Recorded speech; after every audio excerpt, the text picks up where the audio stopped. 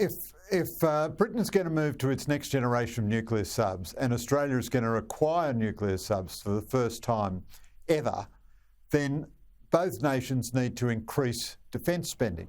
Both nations have in fact been decreasing defence spending. They increase it by a tiny nominal amount, but not enough to keep up with inflation. Australia has already retired one of our Anzac frigates, and we're about to retire a second. And we're not going to replace them. We don't get the first light frigate replacement until 2030. We don't even move back to where we are in the current number of frigates until 2032. In Britain, when the Conservatives came into office, the British Army was 102,000. It's now aiming to be 72,000.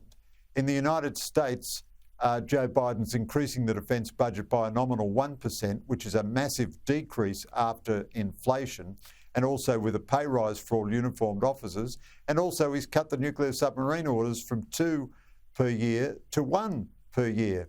Now, what that all adds up to, sorry to give you that recital, but it's important to anchor this in facts. What that adds up to is the three AUKUS partners all being, at a governmental level, unwilling to increase their defence capabilities. While they talk about AUKUS, in theory, it's been going for a few years now. It hasn't delivered a single weapons system, and it won't deliver all these nuclear subs unless the industrial capacity of all three countries rises massively. And all three countries are promising to do that over the horizon, beyond the next few years of expenditure. But the only thing they control is the next few years of expenditure. So what they do is much more important than what they say.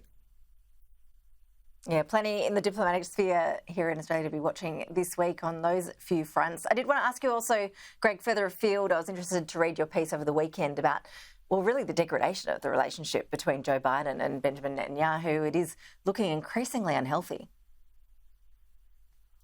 It is. I think Biden has been under a lot of pressure from the left wing of his party for his support of Israel. And Netanyahu is an unpopular prime minister within Israel and doesn't seem to have a clear plan for what happens in Gaza after the military operation is over. The Israelis feel they will need to conduct an operation at some point in the southern Gaza city of Rafah because there are maybe 6,000 or more Hamas fighters there, probably more than that, and still a huge network of tunnels.